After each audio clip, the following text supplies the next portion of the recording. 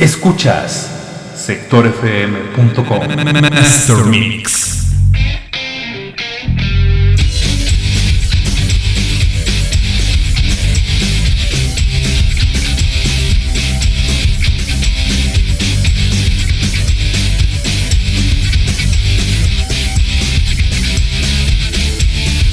Ya a las 6 de la tarde con 32 instantes, con 32 minutos en la Ciudad de México, y me da mucho gusto recibir en la línea telefónica a la maestra Marta Patricia Carrillo Núñez. Maestra, ¿cómo te va?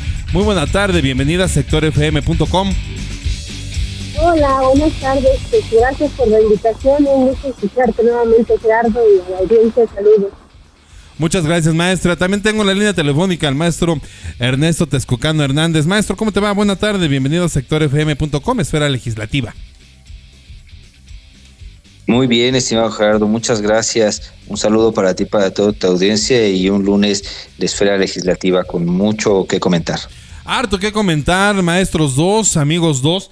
Hay mucho que comentar sobre el tema, y es que, bueno, pues hace una semana y cachito, el titular del Ejecutivo, Andrés Manuel López Obrador, tuvo a bien, bueno, pues hacer una presentación de 18 reformas constitucionales y 2 reformas legales. Es todo un tema que ha levantado una polémica, pues, amplia. Se ha hablado ampliamente en los medios de comunicación, se han hecho análisis, se ha dicho tanto y se ha escrito un poco más sobre lo que estamos aquí tratando a punto de comentar. Maestro Ernesto Texcocano, si te parece bien comenzar contigo sobre, bueno, ante qué estamos. Son 18 reformas constitucionales, 2 reformas legales, pero bueno, pues hay un contexto, hay una idea que, bueno, pues han habido diferentes momentos en la historia en la que se presentan este tipo de programas o de proyectos de gobierno, que esto debería ser,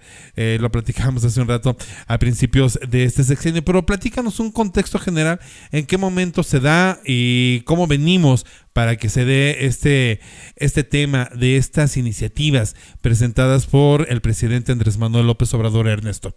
Mira, sí, ese es uno de esos grandes momentos en los que ya el gobierno pues está por concluir, pero decide el Ejecutivo Federal presentar esta gran cantidad de iniciativas, 18 a la Constitución y 2 de reforma legal.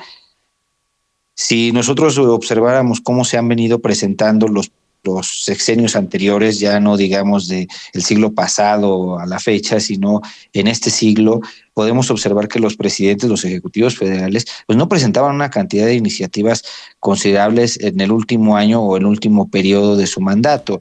Basta recordar que por lo general este tipo de propuestas se envían al Congreso pues justamente cuando se inicia el gobierno, con la intención de cambiar todas aquellas leyes que por alguna u otra razón no podían ayudar o son, digamos, un obstáculo para poder implementar un plan de gobierno.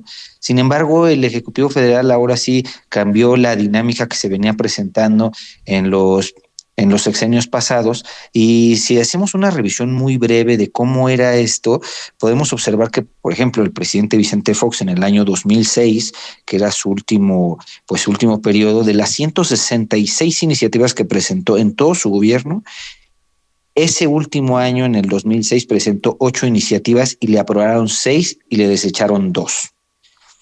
El presidente Calderón, en el último año, que estamos hablando del 2012, de las 132 iniciativas que presentó en todo su gobierno, el último año, en el 2012, presentó 14, le aprobaron 9, quedaron pendientes en comisión 2 y le desecharon 3. Y el presidente Enrique Peña Nieto, de las 114 iniciativas que presentó durante todo su sexenio, ya en el 2018 solo presentó 3.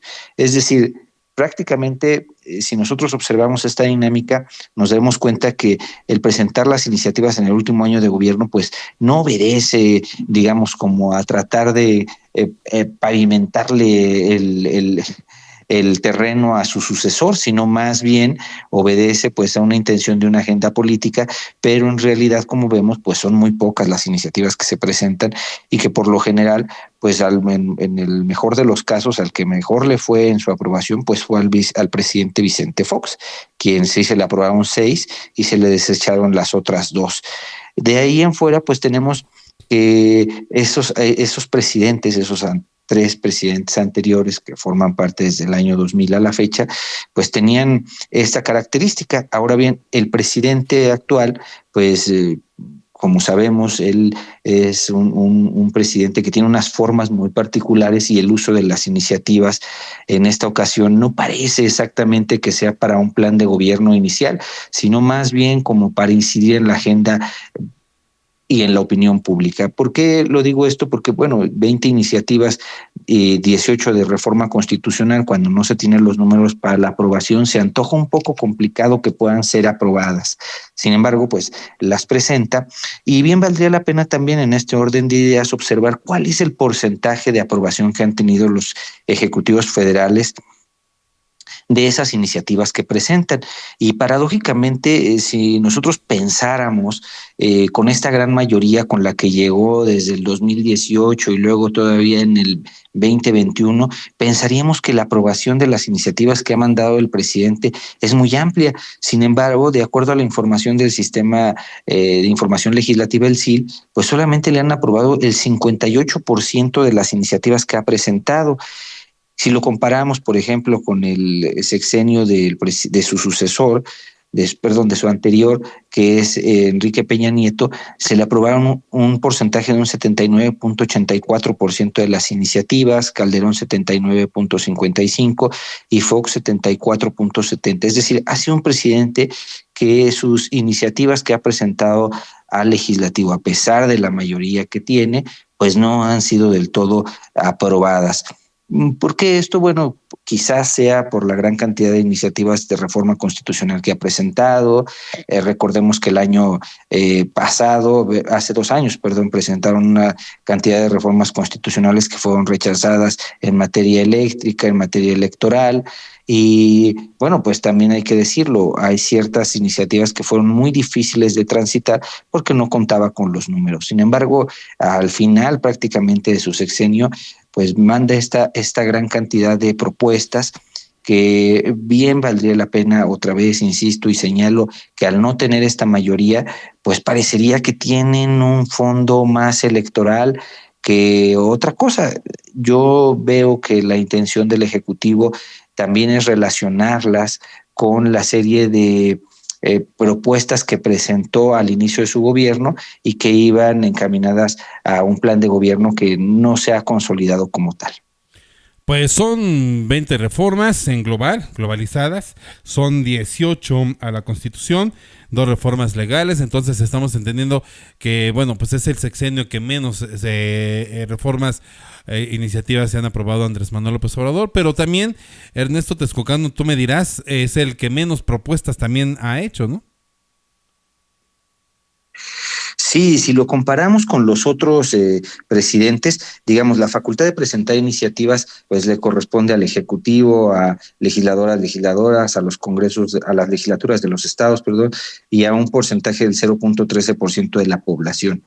Pero el presidente cuando las presenta generalmente puede tener diferentes fines, entre ellos puede ser que posicionar un tema en la agenda, puede ser que introduzca esta dinámica de tratar de que el legislativo se encuentre discutiendo los asuntos que son de su interés y no necesariamente busca que se le aprueben en sus términos, ¿verdad? Pero si vemos la cantidad de iniciativas que presentó, a diferencia de los otros, pues es muy diferente, ¿no? Insisto, en el caso de Fox, 166, el presidente Calderón presentó 132 y el presidente Peña Nieto 114. Este presidente lleva 100 iniciativas presentadas. Ahora bien, eso no quiere decir que la aprobación de los anteriores haya sido muy buena, solamente porque sí, puede ser que las iniciativas se las hayan aprobado con muchas modificaciones y lo que él presentó en un inicio no sea nada relacionado con lo que el Congreso le aprobó. Y eso era algo que pasaba en los sexenios anteriores cuando no existía una mayoría. Ahora bien, la efectividad que ha tenido este presidente en función de lo que presenta y lo que le aprueban en sus términos, eso valdría la pena y sería materia de otro análisis, porque tendríamos que observar qué le han modificado a las iniciativas que le han presentado que ha presentado este presidente y qué no le han modificado. Es decir, los otros presidentes puede ser que hayan tenido una buena cantidad o un buen porcentaje de aprobación, como lo podemos ver. Sin embargo, esto puede ser que no refleje exactamente que el texto que presentó se haya aprobado en sus términos. Pues se ha dicho que ni una coma se le ha movido a muchas de las iniciativas que ha mandado el presidente Andrés Manuel López Obrador. Maestra Marta Patricia Carrillo Núñez, ¿tú cómo ves este paquete de 20 iniciativas de reforma? Como ya dijimos, lo reiteramos, 18 a la Constitución, 2 legales. ¿Tú cómo ves este paquete de reformas? Hay una serie de puntos que se pretende reformar y que, bueno, son parte también de los 100 son parte de los 100 compromisos que hiciera Andrés Manuel López Obrador cuando en 2018 tomó protesta para ser el presidente de México. Eso aunado, maestra Marta Patricia, a lo que comenta Ernesto Texcocano Hernández, darle el camino o hacer el proyecto de gobierno para la próxima presidenta, en caso de que sea Claudia Sheinbaum Pardo, la doctora Claudia Sheinbaum, la sucesora de Andrés Manuel López Obrador. Bueno, preguntarte, ¿crees que de verdad le está haciendo la chamba? ¿Le está dejando la orden? ¿Le está dejando el camino a seguir? ¿Tú cómo lo estás viendo todo esto que se ha presentado en el Congreso de la Unión y que, bueno, pues más de uno ha levantado la ceja a decir, ¿en serio te cae así a esta altura del partido, maestra Marta Patricia? Pues mira, más bien es justo lo que hemos estado analizando, que ya leímos las 20 iniciativas, es que justo es una agenda política de cara a las elecciones, porque en realidad los temas siguen siendo los mismos que se promovieron previo a su gobierno, durante su gobierno, y que ahora parece que le está siguiendo la estafeta a la candidata de Morena. ¿Por qué insistimos en esto? Porque si nosotros clasificáramos en términos generales las iniciativas que envió, hay como 7 que son solo de reconocimiento de derechos. Es decir, no es algo que no esté ya en la Constitución, lo que pasa es que lo dice de forma diferente. Por ejemplo, este programa de Jóvenes Construyendo Futuro es literal ponerlo en la Constitución y es hacer como la misma fórmula que ocupó cuando se hizo constitucional la ayuda a los adultos mayores. Pero también están otros temas, como el tema de la reforma electoral, la reforma al Poder Judicial, que estos son ya cuestiones que había estado anunciando, pero que hasta ahora, el 5 de febrero, vimos ya consolidada su propuesta. ¿Qué otros temas están aquí? Está, por ejemplo, sigue con el tema de la eliminación de los órganos autónomos y con la simplificación administrativa, que en realidad es la eliminación también de organismos descentralizados y desconcentrados. Es decir, aquí hemos abordado en la esfera legislativa muchas veces que hay un adelgazamiento del Estado por parte de esta administración, pues 3 de estas iniciativas abonan a eso, porque lo que dice es, no necesitamos a estas instituciones. Desde la perspectiva del Ejecutivo, por ejemplo, no necesitamos una Comisión Federal de Competencia Económica. Dice que no sirve, que eso perfectamente lo puede hacer Hacienda, lo cual, pues, lo que nos dice es que está menospreciando el trabajo que han hecho los organismos constitucionalmente autónomos. Otro organismo que dice no sirve y hay que desaparecerlo, pues es el INAI. Y el INAI dice, bueno, es que no sirve, es demasiado grande, y entonces ahora cada unidad de transparencia de todas las dependencias se harán cargo de garantizar el derecho a la transparencia y a la protección de datos de la ciudadanía. Sin embargo, en el ejemplo específico del INAI, lo que perdemos de vista es que justamente se creó porque no había un órgano garante. Es decir, yo iba a algún lugar y decía, quiero solicitar información sobre este proceso exacto. Y me decían, no te la puedo dar. Y entonces, al decir no te la puedo dar, el área de oportunidad que se dio en su momento es crear un organismo que garantizara que la información pública pudiera llegar a esa ciudadanía.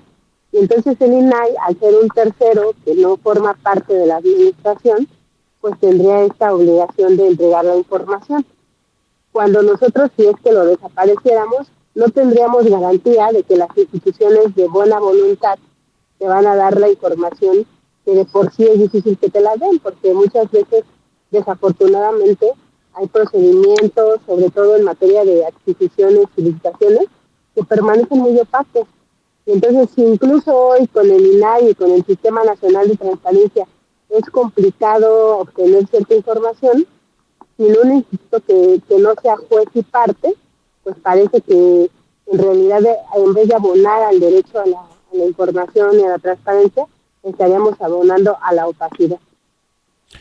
Maestra Marta Patricia, le está haciendo la plana a quien pudiera ser la próxima presidenta de México, a la doctora Claudia Sheinbaum. Le está diciendo hacia dónde tiene que ir, le está generando, bueno, pues el camino. Hoy la doctora Claudia Sheinbaum ha dicho que coincide en mucho de lo que ha presentado el presidente Andrés Manuel López Obrador, pero hay algunas cosas en las que ella dijo que no coincide. ¿Tú cómo lo ves? ¿Le está haciendo la tarea? ¿Le está indicando el camino?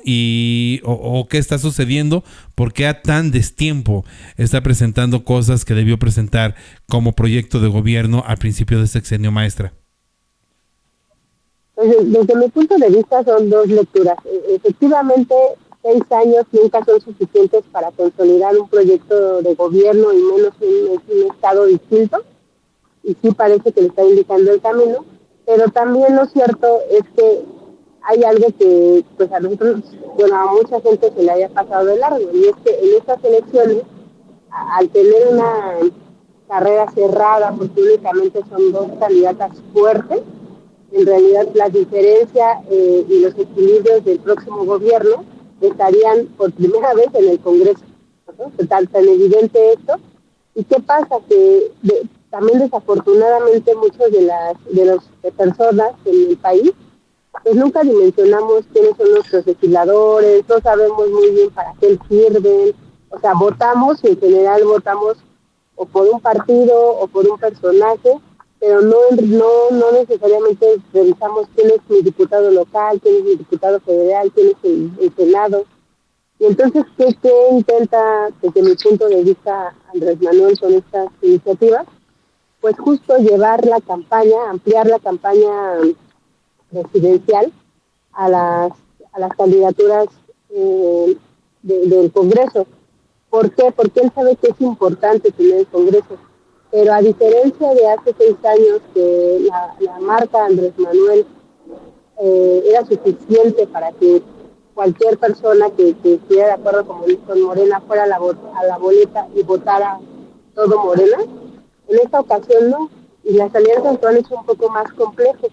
Entonces, ¿esto qué significa? Pues que en el discurso lo que está vendiendo ya el presidente ahora es: tenemos que ganar incluso los congresos, porque si ganamos la presidencia y no ganamos el Congreso, nos detiene nuestra transformación. Y él ya lo vio y está comprometiendo no solo la agenda, sino que incluso está empezando una campaña para que todos los legisladores que vayan ya sea a reelección o por primera vez, pues empiecen a abanderar estos temas, que digan: esto no pasó, es culpa de la oposición, pero yo voy a abanderar esos temas. Entonces incluso le está marcando agenda no solo a la candidata, sino a los candidatos a legisladores también, desde mi punto de vista.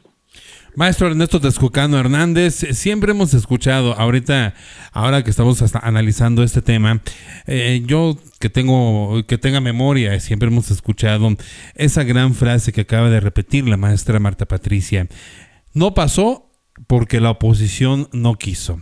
Y siempre el presidente siempre culpará a alguien más. Nunca se va a hacer cargo, y menos Andrés Manuel López Obrador jamás podrá reconocer algún error o alguna falla. Andrés Manuel López Obrador, siendo el hedonista que es, bueno, no podrá reconocer jamás una falla. Hemos escuchado a lo largo de la historia la oposición. Andrés Manuel López Obrador viene de dos reformas fallidas, la A, la B, y al parecer, y lo prometió y lo amenazó, esta sería la C. La gente, el coordinador de los morenistas en la Cámara de Diputados, Ignacio Mier, bueno, pues ha dicho y ha dado el espaldarazo al presidente Andrés Manuel López Obrador, diciendo que no se preocupe, señor presidente, todo esto va a ser aprobado, o casi así lo dijo Ignacio Mier. ¿Cómo se ve allí en el Congreso, queridísimo Ernesto?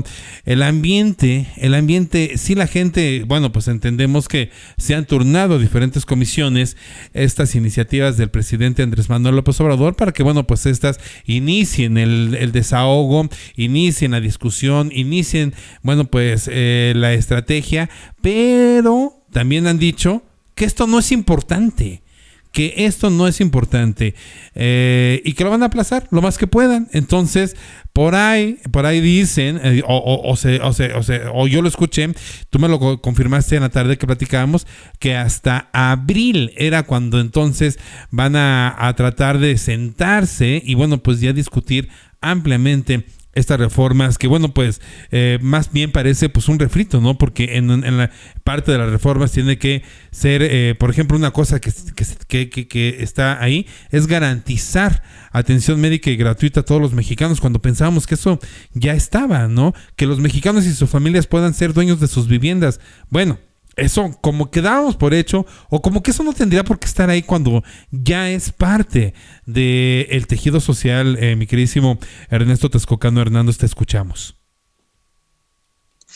Sí, como bien lo refería la maestra Marta Patricia, de las propuestas que envía el Ejecutivo Federal, algunas de ellas parece como que ya se están repitiendo o buscan tener una redacción distinta a la actual. Sin embargo, y eso también a mí me parece importante resaltar, que pues todos los procedimientos legislativos deben de tener su tiempo de maduración, de discusión, de deliberación, de análisis, y pues es el proceso democrático por autonomía, el proceso legislativo, ¿no?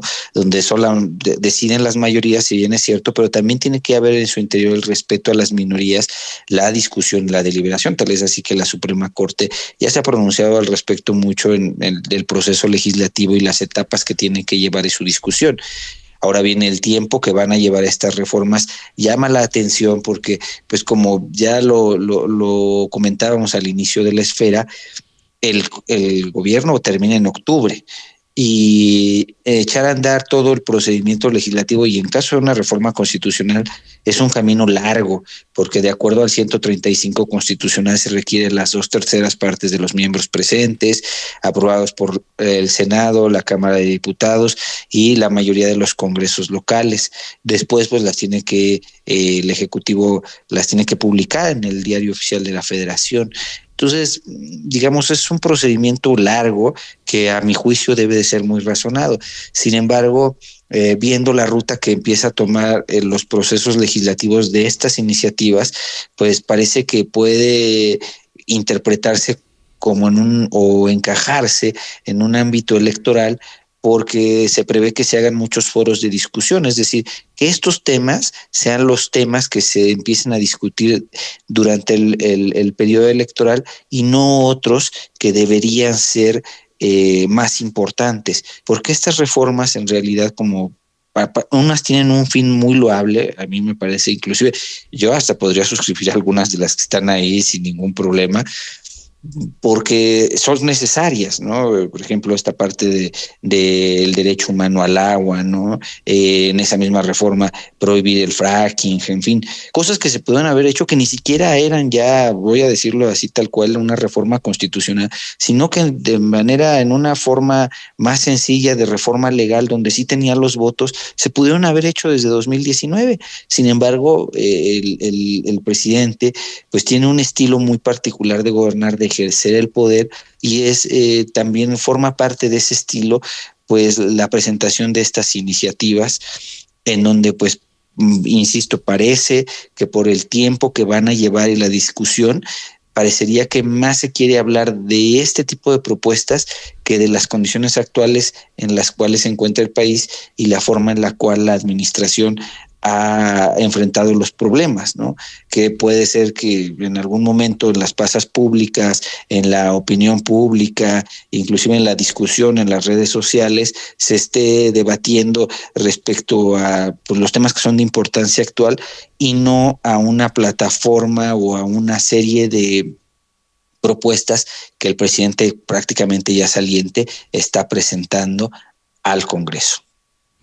En este orden de ideas, maestra Marta Patricia Carrillo Núñez, pues se tiene que atacar lo esencial.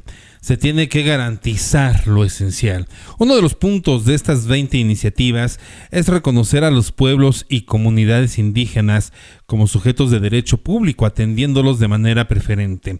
¿Qué decirle a estas comunidades y a los pueblos indígenas que son desplazados en Chiapas, que son desplazados en Guerrero, que son desplazados en Michoacán, que son desplazados en Zacatecas y donde el crimen organizado tiene presencia? Han sido desplazados justamente por el crimen organizado que se pelea por las plazas, que se pelea las tierras. Un crimen organizado que este sexenio está más presente que nunca, más presente por lo menos que en otros sexenios. Yo lo recuerdo así, no es que me lo hayan contado, lo hemos vivido. Venimos de sexenios anteriores que en donde, bueno, pues no se veía tanta presencia del crimen organizado y esta brutalidad con la que se maneja el crimen organizado. Hoy vemos tantos desplazados justamente en estos pueblos, en estas comunidades que curiosamente, el presidente Andrés Manuel López Obrador dice o pide que se reconozcan los derechos públicos de estas comunidades cuando ni siquiera ha recibido a las comunidades que vienen a tocarle Palacio Nacional para tratar tal o cual tema y poder entonces seguir avanzando. ¿Cómo es que el presidente maneja, extiende esta iniciativa cuando lo esencial, que es la materia en seguridad, no está salvada, maestra Marta Patricia? Sí, ahí, por ejemplo, retomo un poco lo que decía Ernesto, porque efectivamente, si nosotros revisamos la Constitución, actualmente el cuarto constitucional ya habla del reconocimiento de pueblos y comunidades indígenas. Entonces, a ver, nosotros creo preguntándome si ya hay esta reforma, no. O sea, porque en realidad los derechos de los pueblos y comunidades indígenas se ve hasta en el día a día, en cuestiones específicas. Por ejemplo, con la construcción del Tren Maya, se expropiaron algunas tierras o se vendieron y no les importaba que hubiera comunidades indígenas ahí. O sea, eso es no es lo bonito que se ve en la Constitución. Las iniciativas como esta de pueblos y comunidades indígenas y afroamericanos, el reconocimiento de programas sociales, el reconocimiento de becas, la atención médica gratuita, la vivienda, la protección al cuidado de animales, el derecho a la alimentación y al agua. Yo creo que ninguno de nosotros nos opondríamos a que eso se pusiera en la Constitución. Pero muchas de estas cosas ya están, solamente las quiere poner de forma distinta. Ahora, esto ya está. El punto es, ¿cómo hacemos que eso que ya está en la Constitución se haga realidad en la aplicación de la norma? Entonces, ese es el tema. Si nosotros, llevándome el tema un poco, por ejemplo, al tema de los salarios, cuando habla de que las pensiones, las personas van a recibir su pensión al 100%, suena bien, yo creo que nadie se opondría. Pero el punto es cómo lo vas a hacer sustentable. Tanto el IMSS como el ISSSTE presentan un déficit enorme. O sea, el tema de pensiones es un tema que ha sido irresuelto porque el modelo de pensiones que tenemos en México no es sostenible, y sobre todo por el cambio de la pirámide poblacional. Entonces, verlo en la Constitución así, nos está muy bien, pero se nos olvida que el hecho de que en la Constitución esté reconocido un derecho no implica que ya se garantice a la ciudadanía, porque para eso todavía existe otro proceso legislativo que es más grande que el de una simple aprobación constitucional y tiene que ver con la creación de la legislación secundaria. ¿Qué significa esto? Pues ahora sí, vamos a aterrizar en leyes secundarias, en reglamentos, en acuerdos, cómo es que vamos a cumplir el mandato constitucional. Entonces, por eso parece que estas 20 iniciativas se presentan solamente para seguir con la agenda que ha funcionado al Ejecutivo, pero no como verdaderas resolutoras de problemas. Porque, por ejemplo, sigue con el tema de la reforma al Poder Judicial. No sé si recordarán que también ya ha hablado mucho este gobierno y le ha sido muy redituable políticamente hablando, decir que los jueces que son corruptos y que todos, que nadie debe ganar más que el presidente. Entonces, yo digo, no es que esté en contra de eso, simplemente que parece berrinche, porque incluso dentro de estas reformas envía una iniciativa de austeridad republicana en donde específicamente quiere que en la Constitución se señale que nadie va a poder ganar más que el presidente. ¿Por qué está poniendo esta iniciativa? Porque ninguna de las iniciativas que se han aprobado durante esta administración ha funcionado para mermar los salarios de un poder aparte, ni tampoco de los organismos constitucionalmente autónomos. Pero esto es una cosa como de primer semestre de administración pública o de ciencia política, en donde se debería de entender que su propia naturaleza jurídica impide que una norma como las que se han aprobado los toquen. Entonces vuelve a poner en la Constitución y ahora dice pues que se apruebe. ¿Es ideal o no? Pues no lo sabemos. O sea, a lo mejor tiene la razón y tendrían que ganar menos que él, pero no da una justificación y también entonces parece un embate contra todas aquellas instituciones y poderes que sí se le han hecho un contrapeso. O sea, incluso la presentación de estas 20 iniciativas se antoja como este revanchismo al pues digamos, poco o mucho peso que ha tenido la oposición para no aprobar estas iniciativas que ha enviado al Congreso. Vaya, ni más ni menos, maestro Ernesto Texcocano Hernández. Otro de los temas importantísimos que están metidos en estas 20 iniciativas, lo comentábamos esta tarde que nos ponemos de acuerdo para esta esfera legislativa, es proscribir en el territorio nacional la extracción de hidrocarburos mediante el fracking. Y en la parte de lo que propuso Andrés Manuel López Obrador como los 100 compromisos es que no se usarán métodos de extracción de materias primas que afectan naturaleza y agoten las vertientes de agua como el fracking. Esto lo presentó en 2018 como parte, te digo, recordarás perfectamente de los 100 compromisos de Andrés Manuel López Obrador, que ahí dice, y estoy retomando el documento que está publicado en Presidencia, ahí dice que está cumplido este compromiso, y hoy en estas 20, bueno, pues dice proscribir en el territorio nacional la extracción de hidrocarburos mediante el fracking, es decir, mediante el quiebre de la tierra usando agua. Entonces, ¿a quién le hacemos caso? ¿Al Andrés Manuel del 2018 o al Andrés Manuel que va a salir en cosa de meses y terminando su presidencia, mi queridísimo Ernesto Texcocano? Además, bueno, pues agregar un poco más de información sobre este tema del fracking, que bueno, pues me decías que eso ya está y que no necesitábamos una reforma constitucional para el tema del fracking. Sí, estimado Harold, ese es uno de los temas que ha causado mucho, pues ha sido uno de los grandes temas desde la reforma energética hasta la fecha.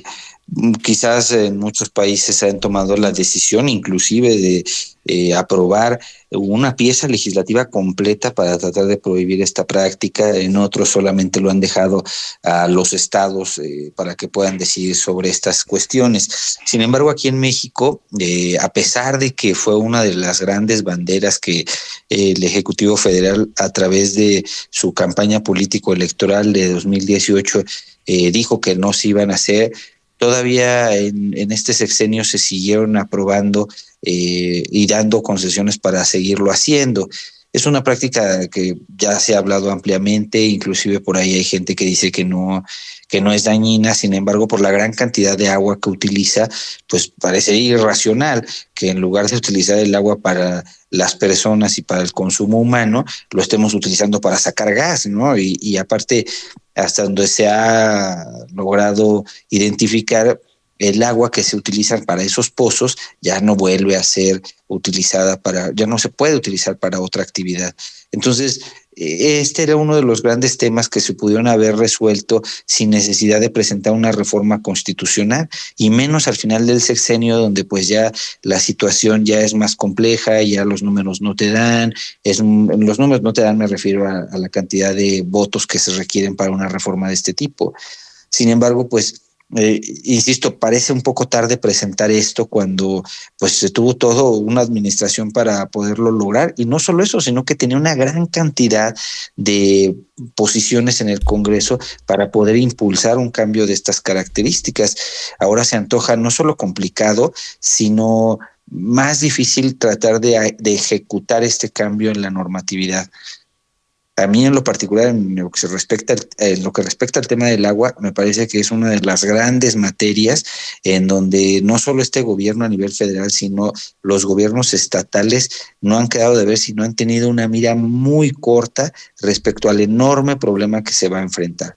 Y ahora pues solucionarlo mediante una reforma y aventarle la bola al Congreso cuando ya se está terminando la administración, híjole, parece una situación que se puede interpretar de diferentes formas. Yo pienso, en mi opinión, el Ejecutivo Federal ha jugado bien sus cartas en este sentido porque comunica muy bien, ha jugado muy bien sus cartas y pues presenta estas iniciativas para imponer o buscar imponer la agenda y sobre todo los temas, ya no digamos una agenda, sino introducir temas que son de su interés y que le generan cierta simpatía, a pesar de lo contradictorio y paradójico que pareciera. Esto se pudo haber resuelto desde 2019 si hubiera habido la voluntad o si hubiera existido la voluntad.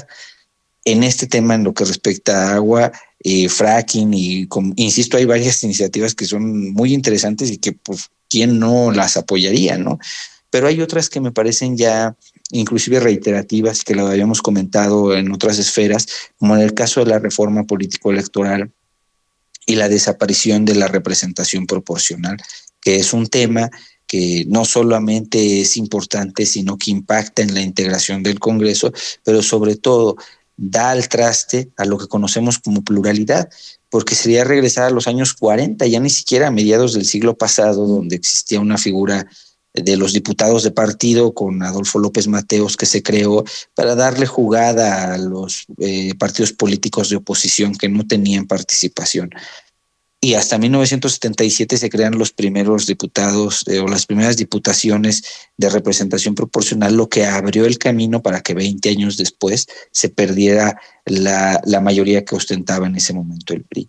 Entonces, esa iniciativa en particular, pues sí daña a la democracia, a la integración del Congreso. También plantea en esa misma iniciativa, si uno la revisa, pueda ver con toda claridad que la reforma que presenta también para el Senado pues impacta en su conformación y dejaría un Senado de 64 senadoras y senadores que ya existía antes justamente de que iniciara la pluralidad. Es decir, esta reforma político-electoral más bien parece una suerte de, si no de regresión, por lo menos una suerte de propuesta que nos encaminaría más otra vez a conformar un partido político que obtuviera grandes mayorías y que no tuviera ya contrapesos dentro del Congreso. Y no solo eso, sino si revisamos también la reforma que se plantea al Poder Judicial, pues destruye completamente también al Poder Judicial como existe. Hay la propuesta busca reformar la Suprema Corte, en fin, los órganos autónomos, de lo que también nos comentaba la maestra Marta Patricia Carrillo, pues básicamente estaríamos en presencia de que se estaría en una redacción de la Constitución muy similar a lo que existía a mediados del siglo pasado. O sea que nuestra frágil democracia, nuestra frágil y casi naciente democracia estaría ante su verdugo, ante una persona que obviamente no le gusta la pluralidad, no le gusta la democracia, pero al fin del día él se va, él deja la presidencia. A mí me parece, maestros, que pretende trascender el sexenio a través de la figura de Claudia Sheinbaum y a través justamente de estas reformas que, bueno, también son un poco ilógicas. Hay una que pone en el mismo carril de inseguridad y de afectación a los vapeadores y a drogas químicas como el fentanilo.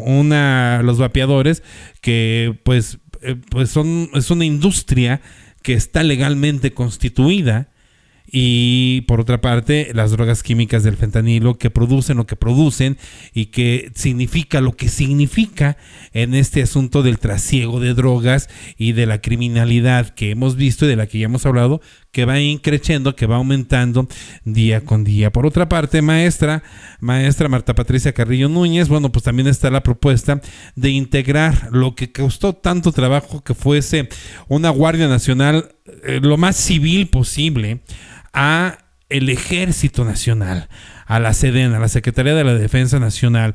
En este orden de ideas, bueno, pues Andrés Manuel López Obrador, el Andrés Manuel candidato, el Andrés Manuel que siempre estuvo en campaña, pues criminalizaba y señalaba duramente la militarización del país. Los militares a la calle decían, los iba a sacar de la calle y los iba a meter al cuartel. Hoy lo que vemos es todo lo contrario, maestra.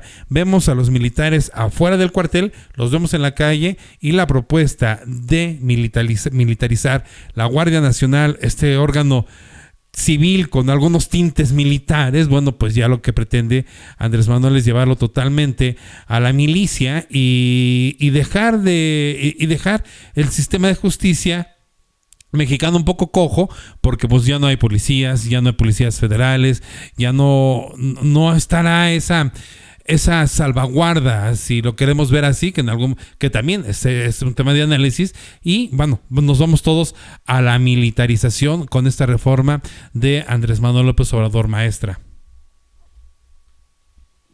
Sí, aquí básicamente lo que vemos que es un rasgo característico no solo de las 20 iniciativas presentadas, sino de todas las presentadas durante esta administración, es un poco muy interesante, en donde esta administración cree que todo se resuelve desde el centro.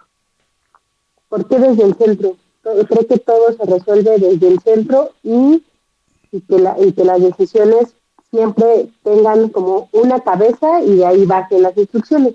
Pero esto es muy complicado porque, como bien señalabas en el tema de la Guardia, no sé si recordarán, pero la Guardia Nacional administrativamente ya depende de la Secretaría de Defensa.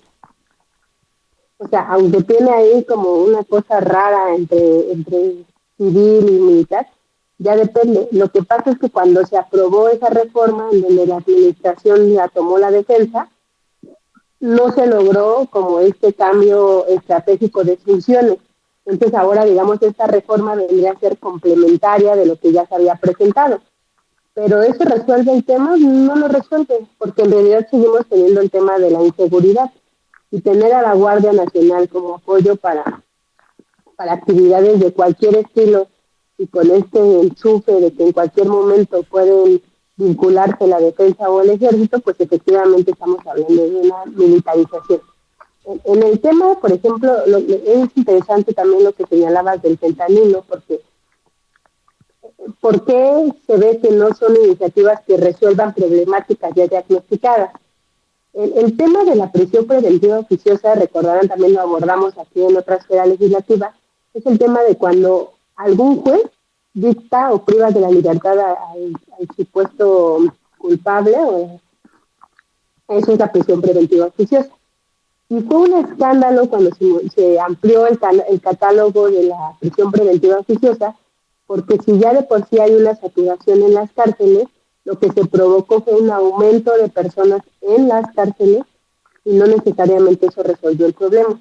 Con estas dos iniciativas que envía el presidente, básicamente lo que se hace es ampliar todavía más el ya criticado catálogo de prisión preventiva oficiosa. Entonces, a ver, si te dedicas a extorsión, a narcomenudeo, a cuestiones del fentanilo, bueno, se puede aplicar la prisión preventiva oficiosa. Pero no solo eso. Si estás en temas de devaluación fiscal, de contrabando, de enajenación de bienes, de adquisición de comprobantes y facturas, o cualquier falsificación de documentos fiscales, también se puede aplicar la prisión preventiva oficiosa. Esto es lo ideal, pues digamos, si nos vamos a un campo de propuestas en campaña, mucha gente, si le preguntas, oye, este está robando, está defraudando, está queriendo facturas, métalo en la cárcel, la gente va a decir, pues sí, ¿no? Sin embargo, en la operación esa no es la solución. ¿Por qué? Porque tenemos una saturación en los reclusorios. El proceso de impartición de justicia es tan lento que ni siquiera hay una gran cantidad de población que está en reclusión o privada de su libertad, que ni siquiera ha empezado su procedimiento de impartición de justicia. Entonces, ampliar este catálogo tampoco resuelve nada, porque ¿cómo vas a detectar quién está haciendo defraudación fiscal? ¿Cómo vas a detectar quién está haciendo extorsión y narcomenudeo? O sea, ¿sí de verdad todo lo vas a resolver con la Guardia Nacional? Es un poco esta visión que tiene de, bueno, yo tengo un cuerpo de seguridad fuerte, que va a ser la Guardia, que me va a apoyar en todos los ámbitos del Estado, y entonces va a actuar conforme a la ley se lo dicta. Pero esto no va aparejado con cómo se imparte la justicia en México. Entonces, a presentar el catálogo de la prisión preventiva oficiosa tampoco resuelve el problema. O sea, la gente no va a dejar de traficar o de producir drogas con fentanilo solo porque ya investigan aquí el delito. Lo que van a hacer es cuidarse más. En el tema de defraudación fiscal es lo mismo. O sea, van a saber que el riesgo existe. Pero el punto es cómo hacemos unas leyes que no sean reactivas, sino proactivas. Estas leyes, pues una vez que se cometió el delito, bueno, entonces cómo solucionamos y cómo investigamos quiénes son los culpables. Pero en realidad lo que tendríamos que estar haciendo son marcos jurídicos que evitaran estas cuestiones. Por eso es que algunas de las iniciativas se ven con buenos ojos, porque cuando tú tienes mejores salarios, cuando tú tienes un sistema bueno de pensiones, cuando tienes programas sociales que apoyan al bienestar, que contribuyen a disminuir la desigualdad, cuando tienes programas de becas dirigidos a jóvenes para que se puedan insertar al campo laboral, pues efectivamente se te reduce potencialmente el porcentaje de jóvenes y de personas que estarían destinados a dedicarse a la delincuencia en otro escenario. Entonces, algunas cosas están muy bien, pero no los hace de manera complementaria. Entonces, por eso insistimos en que pareciera que es más un discurso de campaña que una cuestión de querer resolver una problemática específica. Está también por el tema del tren, ¿no? Dice, bueno, vamos a retomar la red ferroviaria y vamos a revivirla. Es un poco como lo que dice de la refinería. No tenemos, vamos a hacer refinerías y entonces vamos a producir más. Pero tan solo, imagínate, yo no digo que no sea buena idea, pero ¿cuánto va a costar la reparación de la red ferroviaria? Y si es rentable o no, porque ahí tenemos, ya hay ejemplos, ¿no? Ahora con Mexicana de Aviación, de vuelos que se venden y ni siquiera el costo, ni ambiental, ni de recuperación, valen la pena para echar a andar vuelos en donde no se llena ni la mitad del avión. Entonces son estas cosas en donde las decisiones no solamente son económicas, sino que también tendría que verse el impacto social y ambiental y cultural que van a tener. Y en este sentido, pues no lo vemos, ¿no? De fondo no lo vemos. Son mil cosas, mil temas que hay que en las que hay que tener la atención puesta. Mi queridísimo Ernesto Texcocano Hernández, te escuchaba decir que habrá una serie de foros regionales para hablar de estos temas de aquí a que se acabe, a que sean las elecciones por lo menos. Andrés Manuel López Obrador, me queda claro, es un viejo lobo de mar, es un gran político, si me permite la expresión, y es un gran hombre para andar en campaña. A mí me parece que la presidencia de la República no supo nunca que ha sido presidente. Me parece que siempre, y lo que vemos hoy es un acto plenamente de campaña, y siempre estuvo en campaña el presidente Andrés Manuel López Obrador. No se enteró que ganó, no se enteró que tenía una responsabilidad como presidente. Hablas, mi queridísimo Ernesto Texcocano Hernández, y de los foros regionales que se van a llevar a cabo para seguir hablando de estos temas. Te pregunto junto con tu conclusión, queridísimo Ernesto, ¿cuáles son los temas de los que deberíamos estar hablando? Hemos hablado de ley orgánica, de la reforma, de las reformas aquí en esfera legislativa. Hemos hablado de diferentes temas y incluso, bueno, pues hemos hablado de inmigración, de inseguridad. A tu parecer, queridísimo amigo, ¿cuáles son los temas que de los que se tiene que estar hablando y no de estos temas que son plenamente un acto de campaña? Y te pido tu opinión al tiempo que te pido tu conclusión, queridísimo amigo. Híjole, sin duda uno de los grandes temas pues es el de la inseguridad. Hay otros temas que a mi muy particular modo de ver, yo porque que así lo considero, es la crisis hídrica que se viene, la crisis del agua, que ya está en varios estados. Esos son los temas que se deberían de hablar. Otra crisis que todos en todos lados lo podemos observar también es la migratoria, ¿no? A mí me parece, a reserva de que también hay muchísimos otros temas, pero esos temas son medulares. La crisis que se viene en materia de agua quizás sea la más compleja de poder resolver, porque pues en realidad es un recurso que nunca se ha planificado su uso de manera adecuada, los recursos han sido limitados, a pesar de que las diferentes regiones del país se han mostrado ya en sequía y ha habido una crisis en pues varias regiones del país, en varios estados, ¿no? Lo que ocurrió el año pasado en Nuevo León y que se ha repetido en otros lados. Hoy en la Ciudad de México, pues hay de alcaldías, anteriormente delegaciones que históricamente siempre han sufrido para poder acceder al agua, ¿no? Esos son los temas que a mi muy particular punto de vista se tendrían que ver. Y si bien es cierto, forman parte de estas iniciativas que presentó el Ejecutivo Federal, no necesariamente requerían una reforma constitucional, sino más bien se debió de haber traducido esto en recursos económicos aprobados en el presupuesto de egresos de la Federación del año pasado, y no ya ahora en una reforma constitucional que difícilmente se va a poder aprobar en sus términos y que su aplicación dependerá de las condiciones del siguiente gobierno, solamente por ese tema. Ahora, en los otros temas que hablaba de inseguridad, pues no ha habido una política de prevención del delito. Hace poco estaba por ahí leyendo una nota que fue escalofriante del suicidio de 13 mujeres en un penal femenil, en un Ceferezo en Morelos, y casi no se habló de ese tema.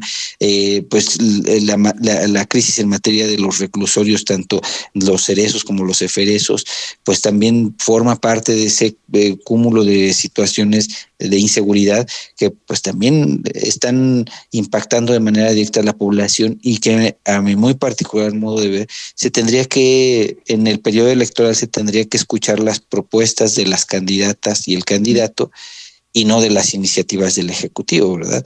Y en el caso de migración, solamente por tratar estos tres temas que son de gran relevancia y que van a seguir hablando y va a seguir siendo un tema de discusión, pues no hemos visto tampoco que haya pues una política adecuada, considerando crisis que se han presentado a lo largo de la administración y que pues ahí están y no hay forma de cómo ocultarlo, ¿no? Es decir, a mí me parece que tan solo esos tres temas podrían dar mucho de qué hablar, para que en la siguiente elección, que ya estamos a vísperas de ella, se estén hablando de estos y no de estas propuestas que llegan a destiempo, que si bien es cierto tienen un espíritu, algunas de ellas muy loables, pero que ya me parecen no podrían formar parte de una agenda de gobierno, a menos que la intención sea lo que decíamos ahí entre broma y broma, ¿no? De ya ejecutar casi un maximato de manera abierta, ¿no? O sea, ya, bueno, te dejo, esta es la agenda que tienes que impulsar porque pues así lo impulsamos desde el gobierno anterior, ¿no? Entonces, eso sí ya me parece hasta ya algo escalofriante y no solo preocupante, ¿no? Porque, pues digo, si así va a ser la cosa, entonces pues se estaría en una regresión de nuestra democracia tan endeble, muy preocupante, ¿no? Maestra Marta Patricia Carrillo Núñez, México es un gran país. México no es una tiendita y el dueño de la tiendita no es Andrés Manuel López Obrador, que le va a heredar la tiendita a un familiar y le dice cómo atender la tiendita. México requiere de grandes personas, de grandes personalidades capacitadas, que sean capaces de sacar a este país adelante con reformas inteligentes, con acciones que sean favorables a la gente. Y lo que hemos visto en este gobierno es que se ha tratado a México como una tiendita de colonia, de ese tamaño y de esa capacidad es el dirigente o el que se cree dueño de esta tiendita. Se pide lealtad por encima de las capacidades. Te pido tu reflexión, maestra, y te pido tu conclusión para esta esfera legislativa. Sin duda, muchas de estas propuestas tendrían que formar parte no de la agenda de la campaña electoral, sino de la agenda legislativa, porque, insisto, una cosa es la modificación constitucional y otra cosa ya el rediseño de los instrumentos secundarios para poderlo llevar a cabo. Entonces, muchos de estos temas, de hecho, son temas que todos los grupos parlamentarios, si revisamos sus agendas legislativas, pues traen como, no esta reforma específica, pero sí, pues aumentar los programas sociales, aumentar el acceso a la salud, la vivienda, mejorar las pensiones, disminuir la jornada laboral. Entonces son estos temas en los que estamos de cara a este último año legislativo y lo que no salga de aquí, digamos, como al 30 de abril, difícilmente va a salir. ¿Por qué? Porque los legisladores van a campaña, ya sea para reelección o van a un otro puesto, y pues tienen ya la cabeza en otro lado, no necesariamente en el legislativo. Sin embargo, siempre dejar huella de hacia dónde van, sí marca un punto de arranque para la siguiente legislatura.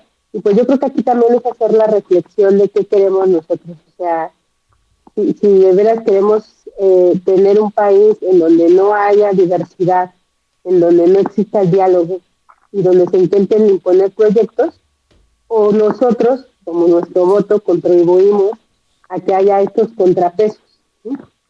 Y desde nuestras trincheras también a informarnos, a saber qué se está proponiendo y a exigirles a los legisladores, porque de repente ellos ganan, llegan a sus espacios y se les olvida de quién son representantes, ¿no? Y entonces pareciera que son representantes de una sola cabeza, cuando en realidad están representando a ciertos distritos o a ciertas entidades federativas. Que no se nos olvide eso, porque creo que en materia de educación y participación política todavía nos falta mucho que trabajar en ese sentido para hacernos más conscientes de qué podemos hacer y qué podemos exigir. Muchas gracias, Gerardo. Pues ahí está, grandes opiniones. Me parece que se sienta una base para que nuestra audiencia tenga más claro qué es lo que está sucediendo con estas iniciativas presentadas por el Ejecutivo Federal, iniciativas que, como ya hemos dicho, se debieron presentar al inicio de este sexenio. Agradecerte infinitamente, maestra Marta Patricia Carrillo Núñez, agradecerte tu presencia esta tarde aquí en sectorfm.com, maestra en innovación social y economía solidaria. Agradecerte y bueno, que pases extraordinaria noche, maestra. Muchísimas gracias, Gerardo, que estés muy bien y saludos a auditorio. un gusto regresar con ustedes. Muchísimas gracias, maestra. Maestro Ernesto Texcocano Hernández, me encantó lo que dijiste en la tarde. Ni el Maximato se atrevió a tanto. Eso, con ese gag me quedo, porque la verdad estamos ante una situación tremenda. Lo que está haciendo este señor Andrés Manuel López Obrador me parece que es un engaño tremendo. Pero bueno, ya estaremos platicando de estos y más temas de nueva cuenta aquí en Esfera Legislativa. Y bueno, pues reiterarte la invitación para el tema del agua en el momento en que así lo decidas. En vía de mientras, agradecerte y que pases una extraordinaria noche, que te mejores, amigo mío. Muchísimas gracias, estimado Gerardo. Un saludo para ti, para toda tu audiencia, y pues sí, hacer un par de reflexiones respecto a lo que nos espera para las siguientes fechas y sobre todo en la siguiente elección. Un abrazo, muchas gracias. Muchas gracias, les pido que no me cuelguen, aguántenme tantito, son las 7 de la tarde con 31 minutos en la Ciudad de México. En sectorfm.com es momento para Master Mix. Más de una hora de música mezclada con lo más in de las esencias bailables. Master Mix. Viernes y sábado, 8 de la noche. Master Mix en sectorfm.com. Sectorfm.com no es solo un referente en la música, también es análisis político. Escucha Esfera Legislativa todos los lunes a las 6:30 de la tarde. En Esfera Legislativa analizan Marta Patricia Carrillo Núñez. Esa ley se publicó con el Pacto por México. Y Ernesto Texcocano Hernández. Habría que atender a los antecedentes de conocer cómo es que... Lunes, 6:30 p.m. Escucha Salud Mental. Todo lo que nuestra mente esconde. Con el psicólogo Luis Carlos Martínez Reynoso. ¿En dónde te ves en 5 años? ¿En dónde te quisieras ver en 5 años? Martes, 6:30 p.m. en sectorfm.com. Escucha Contragolpe. El análisis obligado sobre los temas de la ciudad más grande del mundo. Con el periodista Luis Eduardo Velázquez Chico, director del portal de noticias capitalcdmx.org. Con la Ley de Desarrollo Urbano se metieron nuevos instrumentos de planeación como esto de las transferencias de potencialidad. Miércoles, 6:30 p.m. Contragolpe en sectorfm.com. Escucha Análisis Imativa. El seguimiento puntual a los temas de primera plana.